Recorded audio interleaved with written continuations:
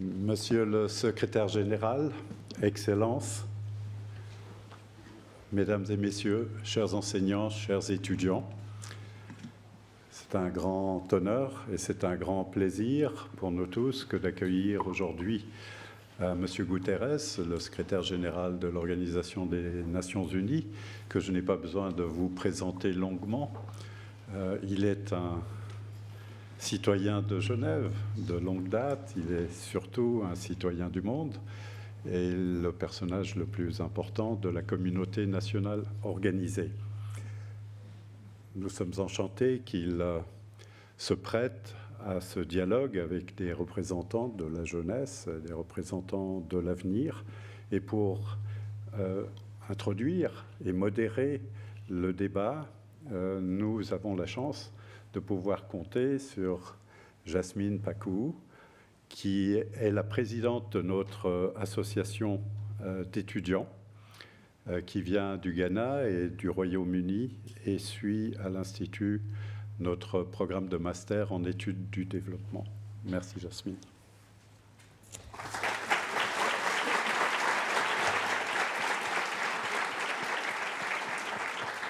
Thank you very much, Philippe Morin. Bonjour tout le monde et bienvenue à tous. I'm so excited to see so many of you here today, particularly the youth. Hello, my name is Jasmine Pakua Oduro-Bonsra, and I am the president of the Graduate Institute Students Association.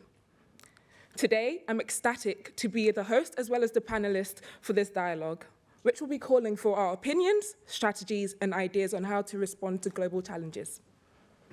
As a recognition of the United Nations 75th anniversary, the Secretary-General, António Guterres, thank you very much for being here, has chosen to mark the occasion by engaging young people in dialogue regarding the global challenges we face and how to better tackle them. As mentioned by Mr. António Guterres himself, together we can learn from peoples across the world how we can improve in tackling the global challenges of our time. Without further ado, I'd like to introduce the rest of my panel, who are very highly esteemed. I'll start on my far left. We have Martin Ostermeier from Germany. He's a technical officer in economic, social, and employment policies. Martin has been nominated by Young UN, a global network of more than 1,600 people working across the UN system in 100 countries. It is also Martin's birthday. He's shy, he don't want me to tell anyone.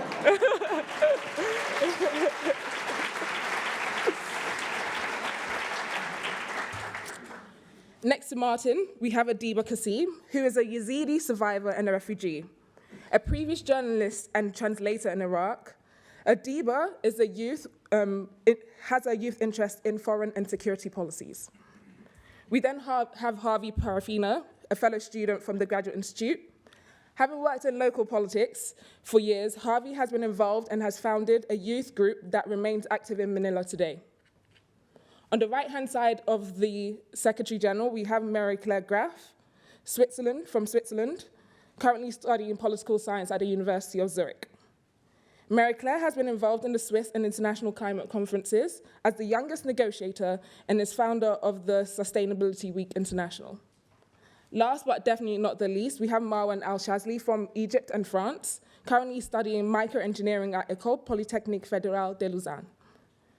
Marwan was a participant in the Global Youth Summit 2018 and was invited as a facilitator in 2019 Global Challenges program. Just a few logistics. As we only have 1 hour, we'll have a dialogue with the Secretary-General. We'll then open up the floor for some comments. And then we also would like to make you aware that this event will be live streamed, so we will invite your comments via social media using the UN75 hashtag. We would also like to welcome our global watchers around the world, and we'll also like to invite them to comment on our social media pages. We are very excited to be able to contribute to this event. This conversation is bringing to the forefront what we believe are pressing issues that we face in the world today. The hope for this morning is to have an honest, fruitful, and engaging conversation, which will provide the Secretary-General with some actionable points to take forward to the General Assembly in September. The youth, for a long time, has been disillusioned, but yet we still remain hopeful. We are optimistic now because our voices are finally being heard, and we're being given the opportunity to shape a world and a United Nations which would be proactive and responsive in addressing the global challenges. I will now hand over to the Secretary General to begin this dialogue. Thank you very much.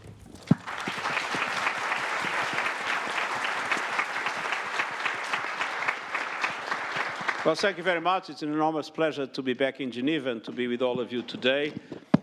We are celebrating the 75th anniversary of the United Nations, but we are trying to do it in a different way. Usually when an organization has an anniversary, they do some propaganda about how wonderful the organization is and about the wonderful things that we have been able to do. And in 75 years, we could, I believe, spend a lot of time describing important and positive things that the UN has done. This is not the way we are going to celebrate the 75th anniversary.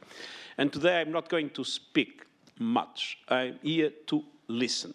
So don't ask me questions. I won't answer. Give me your advice, your opinions, and whenever necessary, and when we find it makes sense, express your criticism about things that are done, and especially look at the future and what we are supposed to do to make things better in our world. There is an obvious situation that we all see. A lot of disquiet in the world.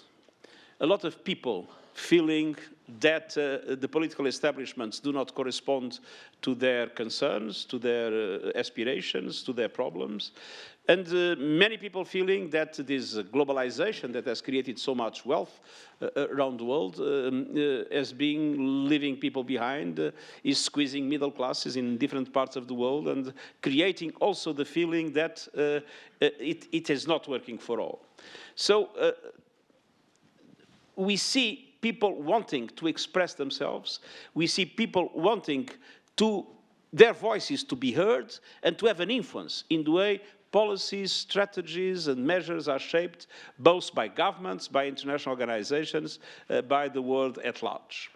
And so the UN in a situation like this needs to ask itself, are we doing what we should be doing? Are we responding to the anxieties and to the aspirations of the peoples of the world? Or do we need to change? Do we need to adapt to this new world? And what we want is to have a conversation around the world. There will be thousands of meetings like these, in which what we do is to ask people to tell us how they want to see the UN in the future. Looking at the next 25 years, we will be 100 years old in 45.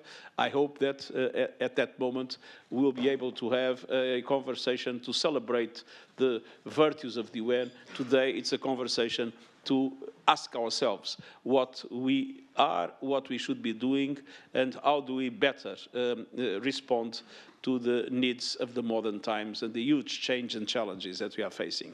So it's very simple. Don't ask me any question. I repeat, please don't feel shy to say even some barbarous things about the UN, because that's exactly why we are here. And I would start, as we are doing in all sessions, by asking a question to all of you, and to ask you to raise your hands. First, do you think in 25 years the world will be better, will be worse, or will be the same? Those that believe the world will be better, raise their hands, please. Those that feel the world will be worse, raise their hands, please. Those that feel the world will be the same? Very well. It is clear that there is a moderate optimism, which means that there was a relative majority of people saying the world will be better, but there is still a significant number of people thinking the world will be worse, and many doubtful about what kind of things will happen. And I'm going to ask the panelists in a very brief statement what they do think. Starting by the extreme left, which of course doesn't mean anything politically. Okay, very well.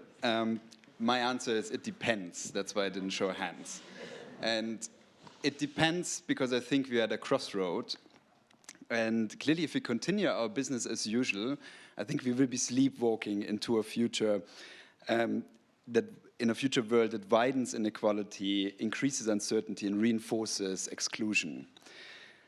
the ones who are already benefiting today will be benefiting even more in the future, and the ones who are left behind today might be even more left behind in 2045. But to be a bit more positive, I think we do have a choice. And history, and especially the progress made with the Millennium Development Goals, shows us that we can improve the lives of many, many people if we take decisive action to unlock the potential of these countless opportunities that lie ahead of us. So in conclusion, I think we could be better off in 2045 if we do stop paying lip services and if we take decisive action, all of us. Well, I think it will be the same, because today I'm 26 years, and then in 24 years of my life were in the war and genocide and poverty and difficulty, and I was not even having basic rights, not even access to education. And all I see is that, if it's not the same, it's getting, worse, I am not really positive that it's gonna be better if we continue in this direction. Yeah, I actually have to agree. I think we are going to be worse off because we are not getting on track with the Paris Agreement. We are probably not even going to speak about the Sustainable Development Goals anymore, because we have to face these existential threats, and people will be very worried. So I think that we have to focus on this right now and really go on with this unprecedented action we need to take. It's 10% reduction of CO2 every single year starting by now. And I unfortunately don't really see that this is going to happen. And therefore, I'm not really optimistic, unfortunately. But again, science proof we can still do it.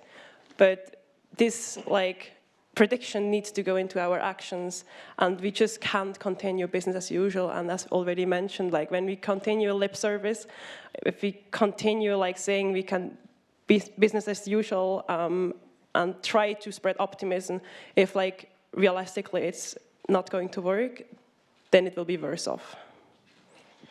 I answered the same primarily because I know and I believe that people will definitely overcome any challenges that come along their way. I believe in the resilience of people, but not to romanticize this. At the same time, the real question is, at what cost will this overcoming our challenges come? We have wars, we have climate change that we are facing right now. And yes, historically we are improving, sure, but at what cost? So I'm hopeful, sure, but we need to change fast or else we'll get left behind. So I raised my hand for worse off, and maybe it's just because I'm an engineer that I think that way, but I think there's an important distinction to make. So on one hand, you have, in the world we're living in today, so many different issues that, statistically speaking, the odds are kind of against us. So it could be anything. It could be a new global pandemic, it could be artificial intelligence being used for destructive purposes, could be climate change. But then on the other hand, you also have a ton of people who are willing to partake in helping solve these issues and overcome these challenges. So despite the fact that it's going to be challenging and the odds are against us, that doesn't mean that we can't have hope for the future. And seeing so many, especially young people, engaged in making the world a better place, it does give me a lot of hope and optimism for the future, despite my impression that it's going to be worse off. Well, I think it's very clear that everybody said the world could be better, but we need to fix it. No? And if we don't fix it, it will get worse. And this reminds me of a sentence that has been quite central in my life of one of the fathers of the European Union, Jean Monnet, that once asked if he was optimistic or pessimistic about, I don't know exactly what, he said, I'm neither optimistic nor pessimistic, I'm just determined. And I think what is interesting in this generation is to see that you are determined to fix things and to make the world better, not to pay lip service. And I would start with a second question, more substantial. I mean, looking into 2045, what are the three main things that you would like to see changed? We can now probably start by the extreme right. Can I start? Forgot here. Let's mess up. I'd go back to the first question very quickly. I would think the world would be the same, because the world as we exist currently is always going to be better for some people and worse for others. And in the direction that we're currently moving, we want to keep the hierarchy in terms of the way it is. So I think the world would be the same, but I'm also optimistic. In terms of the three things I would like to see, to see in 2045, I would like to see a non-patriarchal world, because I believe that the patriarchy cuts across all different, instances, not just gender, it cuts across race, it cuts across social classes, etc. I'd like to see a non-racist world as well, clearly. Yeah, and then I would also like to see a truly decolonized world. As you can tell by my accent, I am from the United Kingdom, but I am also from Ghana. And Ghana being a former colony of the UK, I see the impact that it's had on the country and the impact that it still currently has on the country. So I'd like to see a truly decolonized world, which would help us really celebrate our independence. And our independence is coming up on the 6th of March, but I would really want to say that we are truly independent from our colonizers. Thank you. Please.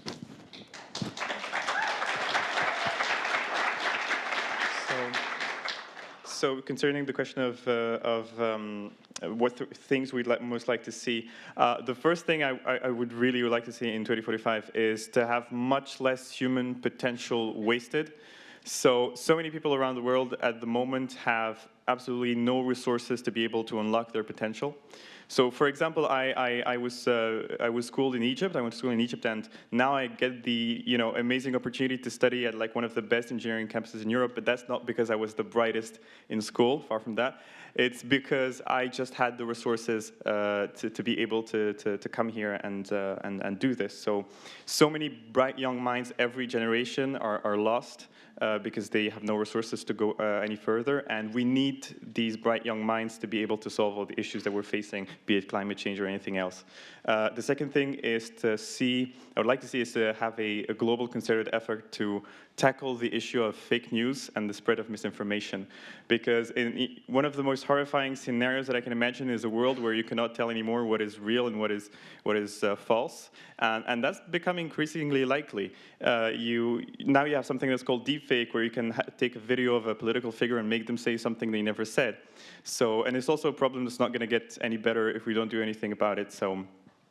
And then the third thing would be to see universities take more steps in sharing the knowledge that they acquire and developed, especially with communities that have lower access to quality education, because universities have a real power in the knowledge that they have, and we've seen things like open online courses and things like these, and it would be great to see more of that. I guess is it safe to say that I want no billionaires in the future? I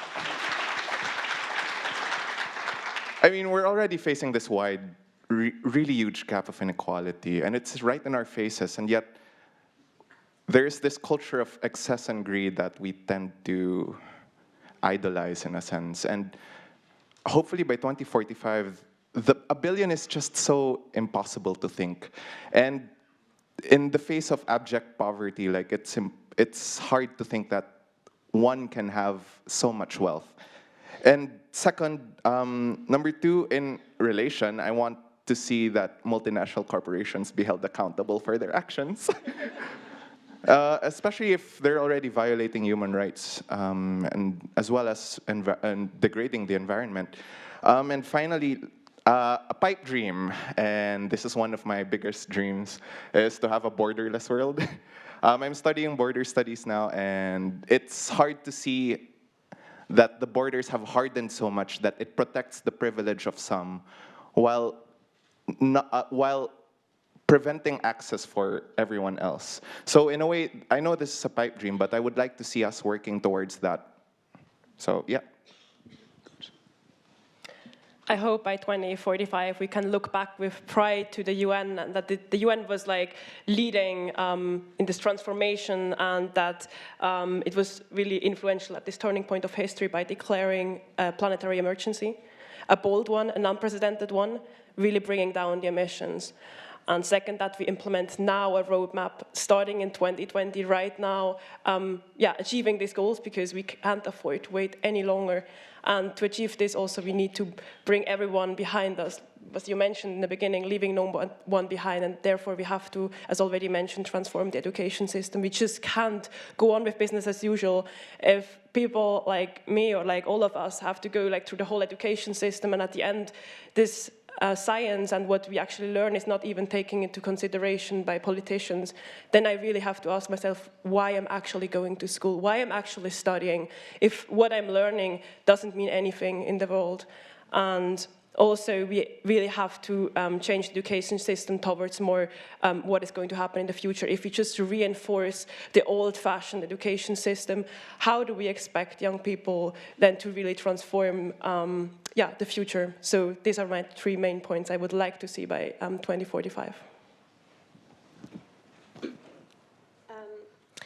Today I am a refugee for the 2nd time. And today I'm also a student at the University of Geneva, and I am a young fellow at the GCSP. And I am sitting in front of all of you, and if I am here next to Secretary General, not because I am strong, and not because I am different than the other refugees, it's because I lost everything some years ago, and because I've been facing death so many times, and because I've been trying everything to change and to find a future for me. So today, in 2020, we've seen like women are getting raped, slavery and killing because of the identity, because of our religions, because of our colors.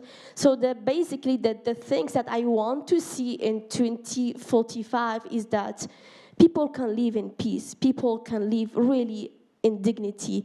Sorry, my sentences are very short because I'm really sick.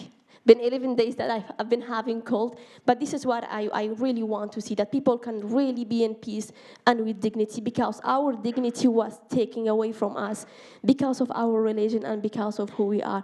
And I hope that we are the last community who are suffering of those problems.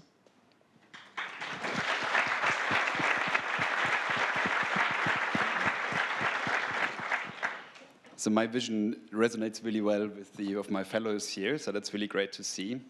So in 2045, I would like to see first that we have successfully tackled all the big issues and the big challenges of our times by shifting to a sustainable development path and by actually putting humans at the center of all economic, social, and environmental policies.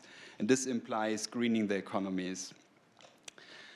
And second, I want to see that we have created fair societies that respect human rights, that provide equal opportunities to all and everywhere, and enable people to reach their full potential and enable them to live a life in dignity and respect.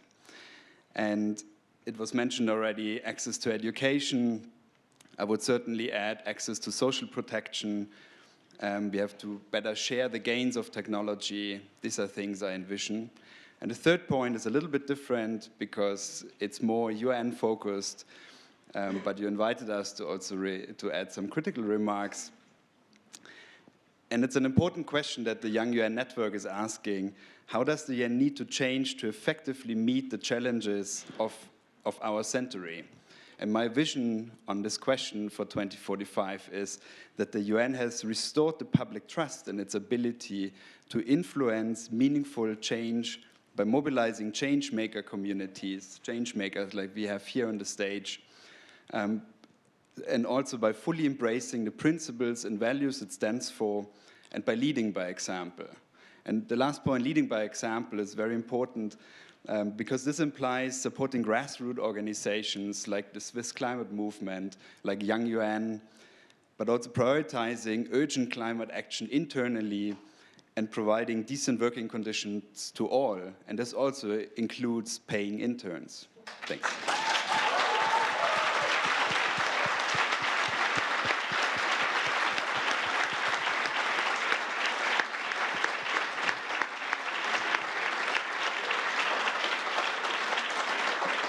Very well. An excellent link between the general and the specific. I will take good note of the specific, independently also of the good note of the general. In any case, you gave a clear perspective of where do you want to be. But it's not easy. There are many obstacles, many things that make it difficult to get there. What would be the main obstacles that you can see that we have in order to have the kind of world in 2045 that you have described? Okay. So if I think of decision makers, I think a main obstacle is that they often lack a long-term vision. And even if they do have a vision, they struggle to put this vision into action. Too often change stops at a rhetorical level and the next step is not taken. And a vision remains a vision unless you're willing to invest in it, and then it can become actually reality. And a second obstacle I see is in this my country first mentality. I mean, too many nation states are too much focused on their own prosperity and they lose sight of this global success and the global goals. And the third point is related to the second. The multilateral system confronts serious questioning in its very effectiveness and also in its legitimacy. And every time when I speak with my non-UN friends, they ask me, so why is there still a war in Syria? Why are women still paid 20% less than men? Why do we still talk about climate crisis? Why don't you have a response on that? And I mean, I work for the UN, but I struggle to always come up with a good answer. And in my opinion, the UN should be spearheading the debate and should spur action. But instead, I feel that the UN is losing more and more its relevance. It's becoming a body with less and less decision-making power, and it's not up to date with the latest developments.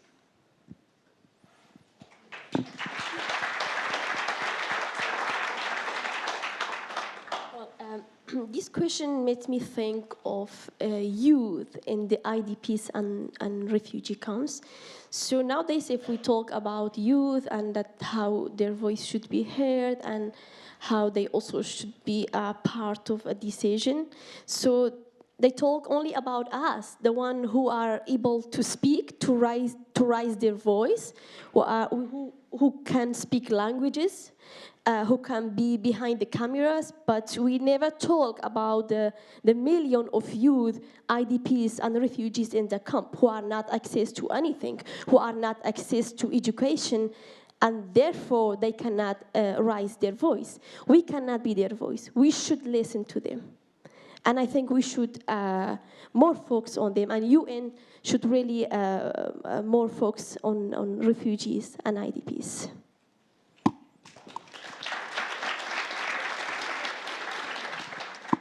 This will be my only rhetorical question, but isn't it insane that we can imagine like doomsday and war scenarios, but it's really hard to have like a clear picture of a just, sustainable, fair world and future. And I also think like there is like really like so many like broken like conversations around like collaboration. So I think we lost something very, very essential. This is the imagination and this is collaboration. And I wish that we have like this back in the coming years. So as Albert Einstein already said, we cannot solve any problems if we use the same way of thinking, how we created them. And our current education and economic system is reinforcing exactly this same thinking and acting. And I wish that this is going to change, because I think this is the biggest obstacle, and I hope that we can bring back to the people this creativity, this imagination, this collaboration, because I think this is like really the underlying principles we need for a good future. And the second one would be that we can't solve this crisis with like small fixes. We cannot just like adjust somewhere and think then it's going to make it. We cannot just put like solar panels on a roof and think this is going to solve the climate crisis. But we have to go much bigger and really talk about this transformation. And I know it's unprecedented, I know it's big, it's bold, and many people fear like what will be the outcome. But if we go ahead with what you're doing now, business as usual, we also have to fear about our future. So I hope that we have the courage and the imagination and the collaboration and also vulnerability of people, like bring it up and talk about this transformation, and not only in the energy system as we are talking about now, but also in the economic system, also in the food system. We cannot just go on and say like, oh, we need all a little bit less meat and maybe like one skip some pesticides, but we really have to transform the whole food system towards a real food system, making the whole system in itself sustainable, because otherwise I really doubt, and coming back to the first question, that we will be better off than we are today.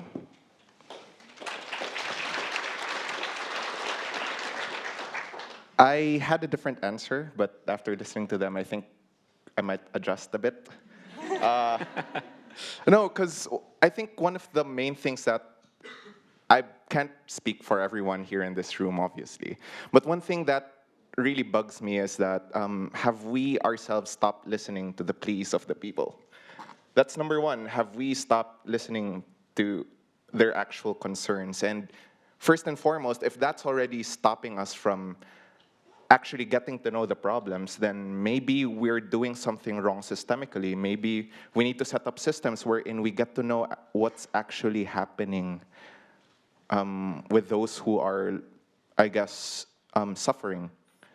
And in the same way, I like what Martin said, and I think it also connects with the other points. It's that the UN is at this very privileged position to be able to talk to you member states. And at the same time, I also feel like the UN has to put forward the conversation wherein the member states have to rethink what we, the sovereign, means. It's not because we are the first ones, like each country first. I don't want to think that being sovereign means that we put ourselves at the forefront. I think that being a sovereign people means that, yes, we represent ourselves, but at the same time, we also agree that we have to help those who are in need. So it's both listening at the same time address, like, who are we actually supposed to help in the first place? I think the 2 points that Javi and Martin made are also very important, in that governments have a tendency to have a narrow-minded view of what their national interests are. And that's not so true these days, because whatever happens in another country, even if it's halfway across the globe, it's going to affect you eventually, whether it's economic collapse or. And take the example of climate change. It's a very good example where global interest is national interest, and really in that case, the challenge is having governments transition from thinking in this sort of narrow-minded way of what your national interest is into a more global interest, way of seeing interest. Because, you know, for example, the example of climate change, not one country can solve this on its own. So, yeah, that's sort of the main issue, I would say. So one of the main obstacles I would like that comes to mind is that it's a systemic issue in terms of sometimes I believe that the UN is more reactive rather than proactive and tries to play a catch-up game. As we discussed, I discussed this with Harvey yesterday. So it seems as though we try to catch up with the global issues that are currently occurring rather than thinking about how we could tackle them from the very beginning, how we could solve them. And also, the UN has moved a long way since 1945. And in the preamble, it says, "We the peoples," but I don't think we really listen to the peoples. And a way in which we can adopt is to look to local actors, not set up camp in these countries, not set up UN agencies in these countries, but really set up a system where the local peoples have the resources to be able to contribute to the system that they would like to see in the first place.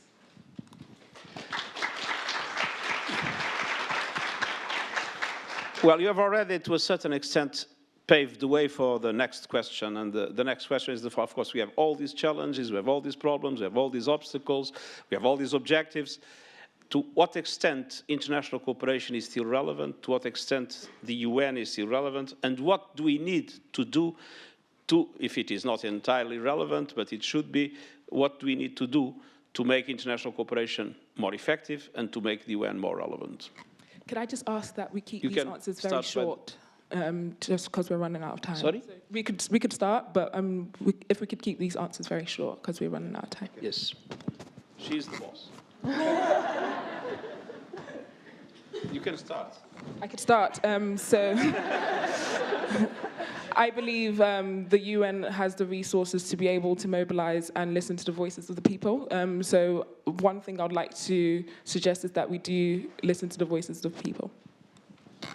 Well, as somebody said just before, the big advantage of the United Nations is that it's able to talk to its member states. And for example, of the coronavirus outbreak, we see the World Health Organization bridging the gap between countries who would never have talked to each other in the first place, and having them share information. So I think the strength of the United Nations is to connect people all around the world, change makers who've already done some change, and people who would like, young people who would like to invest more in doing some change. I think with or without the UN, I think global cooperation is already happening, thanks to the internet. So in a way, for me personally, I think the UN and its member states should be able to listen properly to the people. So I mean, I'm really pushing for that. Yeah, I mentioned before collaboration, and I think there the UN really have to walk this talk, open up decision making, be bold, be unprecedented, but also really give ownership to the people, because we just can't hide in our ivory towers and think people will trust us and will then also collaborate with us. So we have to go out, give ownership to the people, but also really give the power back to the people. So many people feel powerless. And if we can't make them powerful again, we can't make it. So I think this would be the main task for the UN, give the power back to the people. I think we all want that the UN listen to people. And I think the UN also should be quicker to respond to the crisis, and also to provide protection for the weak communities and minorities. And I think we have to rethink the definition of global cooperation and multilateralism. And we have to move away from this elite, hierarchical, old, bureaucratic organization where all decisions are taking place behind closed doors. But we need to move towards an inclusive, open, network-based and trust-based organization which is agile and innovative. That's mine. Do we have time to open? Yeah. Please, it would be very interesting if some of the distinguished members of this audience could give their contribution. Don't ask any question. Huh? Don't ask any question. Please. Please, to the left-hand side. That left-hand side, there is a young lady there that is asking for the floor. Okay. What is the problem? The micro? Yes. There. We already have some pre-selected comments. Just a moment.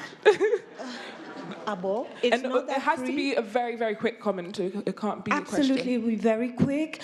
I like the story of the young lady who says she's 26 and she spent 24 years of her life in a war-torn country, but today she's sitting on the same panel as the Secretary General of the United Nations. That is the most powerful story, and she's a woman. That's the most powerful story you can have. So if she can do it, what about all of us? We have the power, we have the agency. The UN is not perfect. The Secretary General is just one man. He has a good team around him, but he cannot do it all. It depends on all of us. So let's stop talking about leaders and, decision makers. We're all leaders, we're all decision makers, and if we want to change, we have to get behind him and help him. That's it. Thank you very much. Okay. Could you introduce yourself and what you do, please? Sure. So my name's Spencer, and I'm a student here at the Graduate Institute. So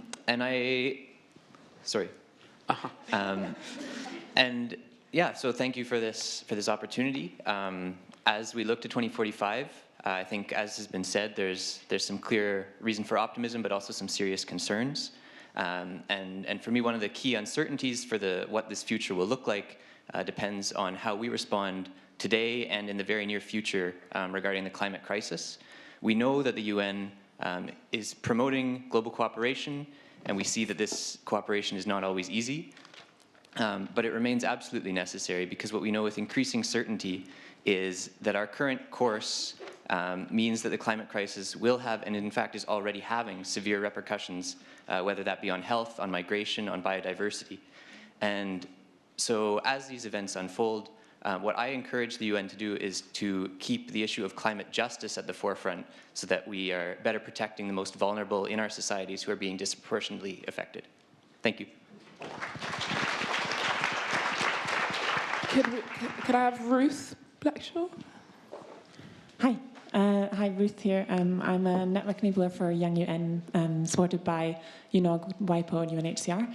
I just wanted to build on this brilliant comment by you over there, that exactly, we all have agency and we can shape these things. And just to give the example with Young UN, that's exactly what we're trying to do. We're trying to shape the UN system and from the inside supporting you, Secretary General. And you can count on us for this. We're with the UN 75 dialogues, for example, we're going to go out and also speak to people in our own hometowns and communities and understand what's going on and use that to shape the UN. And we are kind of committed, optimistic people inside the system. There's a whole line of us here, so we do care about the UN and we believe that it can change, and we're here to do that. So we want to work with you all to make that happen. Thank you. And then we have Eva Leona. Monsieur Guterres, si vous le permettez, je veux m'exprimer avec la langue de mon cœur, c'est-à-dire le français. Mon idée n'est pas inédite, mais tout comme la paix, c'est parfois les idées les plus simples qui sont aussi les plus sages. D'après moi, l'isolement dans lequel certains pays se renferment, comme le nationalisme, le racisme, l'isolationnisme, le pointage de la culpabilité vers d'autres pays, les problèmes de free riding, etc., causent de grands problèmes dans ce monde. Au contraire, au niveau national, les sous-divisions coopèrent souvent vers un objectif commun. Au contraire, donc. Et c'est l'organisme national qui permet ce chapeautage. Si l'on arrivait à créer une organisation mondiale suffisamment forte, ou en d'autres termes renforcer l'ONU, de manière qu'elle puisse agir sur les pays tels que les États agissent sur leurs sous-divisions, nous arriverions à améliorer de nombreux aspects mondiaux actuels, tels que les actions environnementales, la coopération pour la paix, la redistribution pour les ressources, etc. Thank you very much. I'm going to shake things up a bit. I'll allow one more comment from the audience. Okay.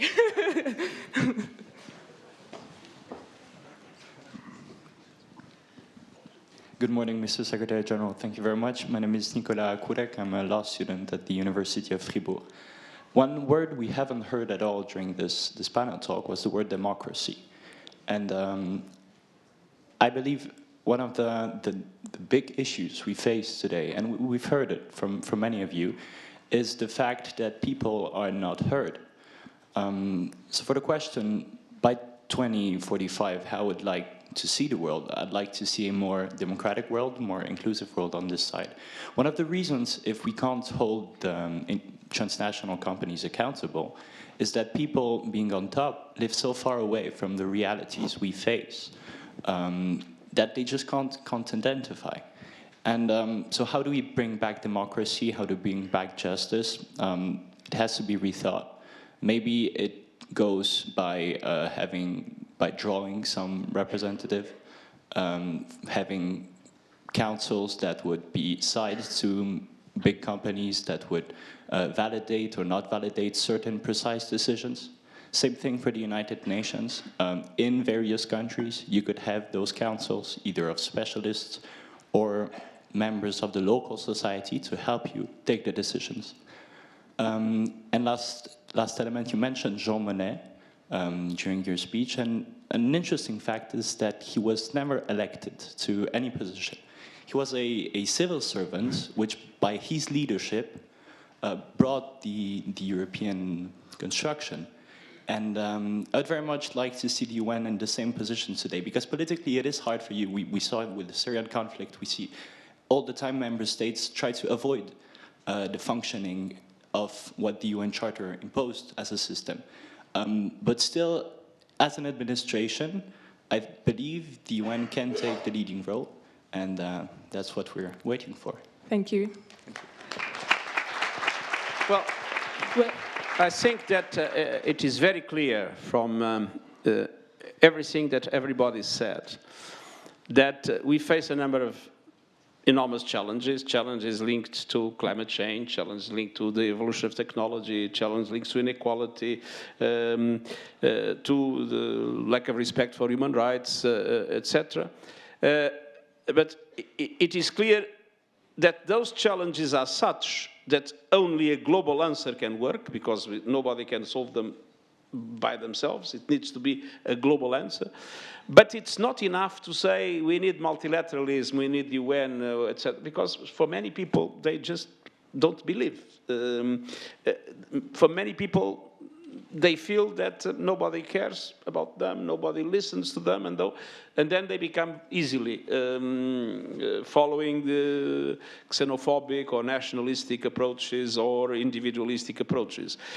And when we see this situation, it's clear we need to ask is not, okay, they are wrong. No, we need to ask, what have we got that is wrong, that doesn't allow us to be able to be trusted?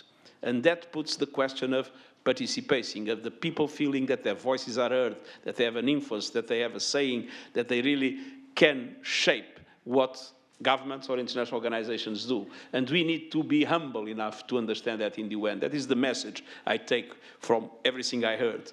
We need to be humble, to recognize our failures, and to be able to understand that we need to give the voice to we the peoples we are supposed to represent as UN. So this is a very important thing to tell, is we have a lot to change in order to be able to respond. We'll have a lot to abandon the business as usual or the arrogance of how we know everything. We really need to adapt to be able to respond to the will of the people and to be trusted by the people, which means giving the people a very strong influence in what we do. So that is a very clear message I got from everybody here. And I'm going to ask a final question to the distinguished panelists. If you have one advice to give to me about what to do, what would be that advice? That's the best question. I like it the most. One. I will build on what the colleague from Fribourg said about democratization. And I think if I can advise you, you need to democratize and make, you need to make the UN more democratic and more participatory and open it up to the public and create something like everyone's UN. And this dialogue, what you're conducting now, I mean, that's a great first start. But it shouldn't happen every 75 years. It should happen more often.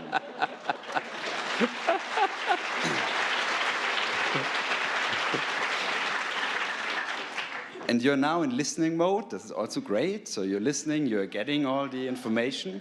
But for me, a true dialogue is also you have to give something back. So you have to share back what's the outcome of this dialogue, what's the action taken. So this would be interesting to see what we will have. And SG, you're not alone. And I mean, the task is big, but I think I can also speak on behalf of the other change makers here on the stage, and maybe some here in the room. You're not alone, and we are happy to join forces with you to do this journey and to revive multilateralism and to make the UN again the most effective organization in the world. Thanks.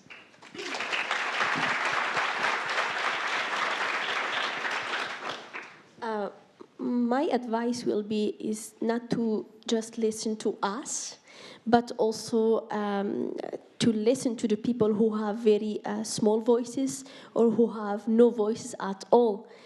When I talk about refugees and I talk about the IDPs, and I think, to provide them with some education, I believe that UN alone cannot do everything, but providing them with scholarships, with education, they can stand up and they can build their communities again. You are absolutely true. I mean, I've never learned more than when I was High Commissioner for Refugees, and living with the resilience, the courage, and the determination of people in very dramatic circumstances, but how they were able to fight back. And that was an example that should inspire us all. Thank you very much for bringing that testimony.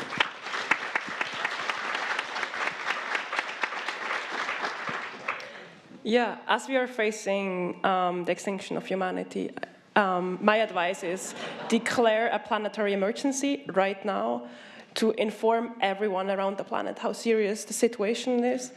And also along with informing everyone, because then you can very easily get really frustrated, and empower the people, again, with ownership and collaboration to make the changes and really bring across the message that we all have to do the impossible to arrive somewhere where we have a stable planet.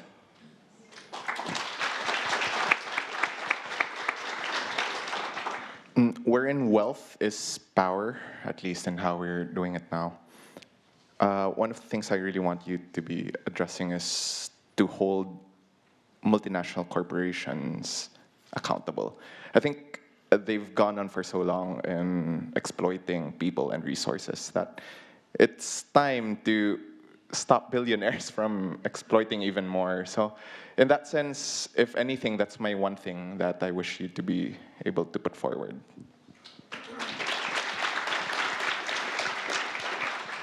Everything my fellow panelists said is absolutely wonderful. And just to not repeat what I said, maybe a slightly different issue is I would advise to focus on youth programs that empower young people to become change makers. I mean, it's no coincidence that three of us on this stage, including Adiba, Marie-Claire, and myself, happen to have gone through the Global Change Makers program, which is the kind of program that brings together people from all around the world and help them to network, learn from experience of people who've already done change.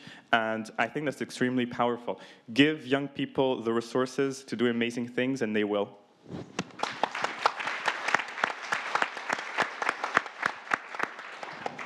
I recognize that we tend to speak a lot about challenges and not a lot about solutions. I've tried to think of solutions myself.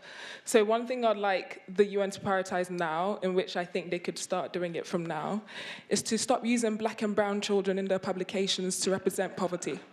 Because black and brown children are not your representatives of poverty. We have poverty in the UK. We have loads of white children that are poor. We have lots of homelessness in the UK. So we need to stop using publications because it regurgitates the same sort of things into our heads to say that black and brown children are always poor. Thank you. Oh, can I just add?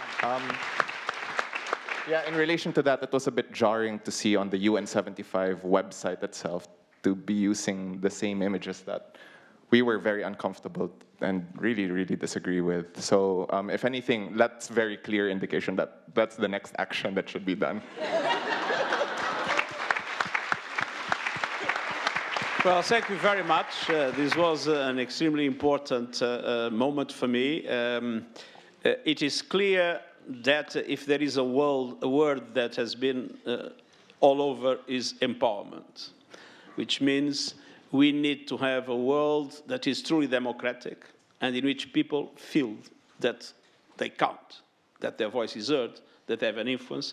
And multilateral organizations need to be the reflex of that. And if we are the reflex of that, we'll be able to address climate change, to address multinational corporations, to address education challenges, to address everything else. If we become a bureaucratic, technocratic set of organizations that go on doing business as usual and convince we know everything, we'll fail completely. So we need to be able to have the humility to do those changes. And what we are trying with this 75th anniversary, and then I hope we will be able to go on, not waiting for the next 75th anniversary, I think we will be able to go on, is to create a new kind of relationship between we the peoples and the peoples themselves. So I want to thank you very much. We are collecting from all the meetings we are holding everywhere in the world, we are collecting everything, and I will be able to present a pre-report to the General Assembly in probably May to have an influence still on the resolutions that the member states will be able to draft for the General Assembly, and then I will make a final report in September in the high-level segment of the General Assembly. But more important than those two moments is to make sure that this is the beginning of a new dynamic of relationship between the UN and with the peoples, and that this relationship will be able, hopefully, to shape a new kind of multilateralism, a multilateralism that is inclusive, in which not only governments, but the civil society, the academia, the local communities have a word and have an influence. If we are able to do that, I think it will be a big change. There will be a lot of resistance. I count on you to overcome that resistance. Thank you very much to all of you.